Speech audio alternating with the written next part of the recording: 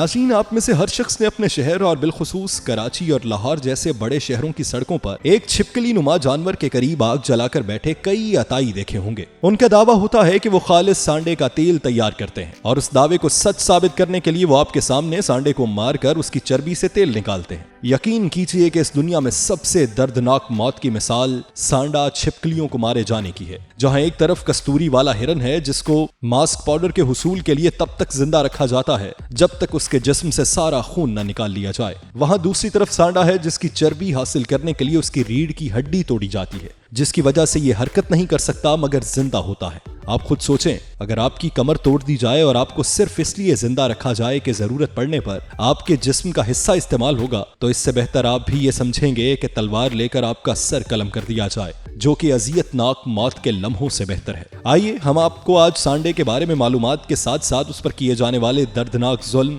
تحفظاتی محکموں، دیگر اداروں اور میڈیا کے کردار کے بارے میں آگاہ کرتے ہیں۔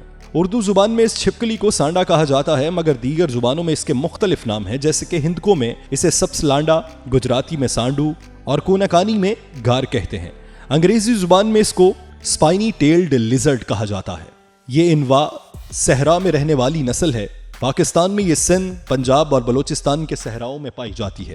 پنجاب میں عام طور پر جنوبی پنجاب بالخصوص بہاولپور ڈویژن میں یہ جانور پایا جاتا ہے۔ اس کے علاوہ سندھ میں یہ تھر کے صحرا، کیچ اور اس کے آس پاس کے بنجر علاقوں میں پائے جاتے ہیں۔ بلوچستان کے صحرائی علاقوں میں بھی سانڈے کی ایک معقول تعداد پائی جاتی ہے، جو اب تیزی سے معدومیت کی طرف بڑھ رہی ہے۔ اگر ہمسایہ ملک بھارت کی بات کی جائے تو یہ اتر پردیش کے ضلع کنوج، مشرق میں اتر پردیش سے لے کر مغرب میں راجستھان اور ریاست گجرات میں پایا جاتا ہے۔ عموماً یہ ریت کے ٹیلوں کی نسبت سخت زمین میں رہنا پسند کرتے ہیں۔ سانڈا چھپکلی اکثر جھنڈ کی صورت میں رہتی ہے اور یہ کبھی کبھار دیہاتوں کے مضافات میں بھی آ جاتی ہے۔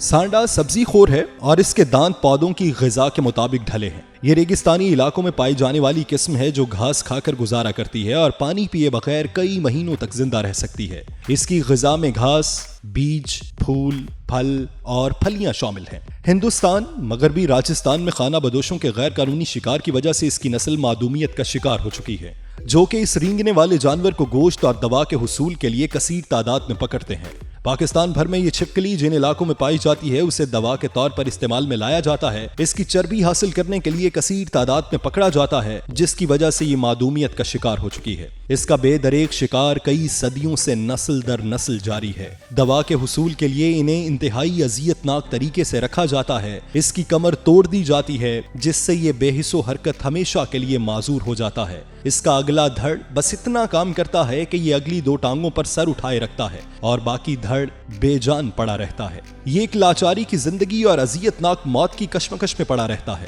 اسی ستم کی حالت میں اسے پنجرے میں قید کر کے پورے ملک کے اندر ایک جگہ سے دوسری جگہ خفیہ طور پر منتقل کیا جاتا ہے۔ اسے زندہ رکھنے کے لیے کھانا دیا جاتا ہے اور تب تک اسے زندہ رکھا جاتا ہے جب تک اس کا کوئی گاہک نہ آ جائے۔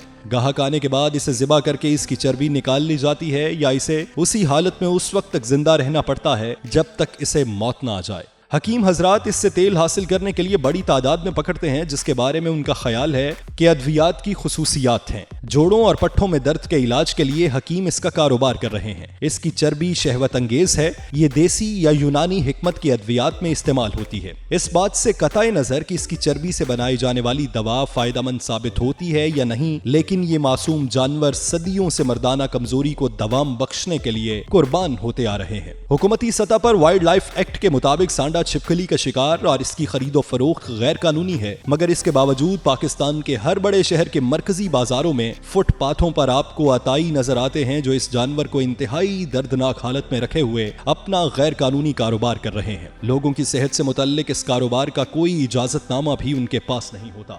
معدومیت کے خطرے سے دوچار ہونے اور اس کا شکار غیر قانونی قرار دیے جانے کے باوجود اس کے شکار کے روکنے کے لیے محکموں اور تحفظاتی اداروں کی طرف سے کوئی مؤثر کارروائی نہیں کی جا رہی۔ کہیں کہیں تو جنگلی حیات کے محکموں کی یہ ملی بھگت سے یہ کاروبار عروج پر ہے۔ ضرورت اس بات کی ہے کہ وائلڈ لائف کے قوانین کو بہتر بنایا جائے اور ان کا نفاذ سختی سے عمل میں لایا جائے تاکہ اس معصوم جانور کو ظلم اور معدومیت سے بچایا جا سکے۔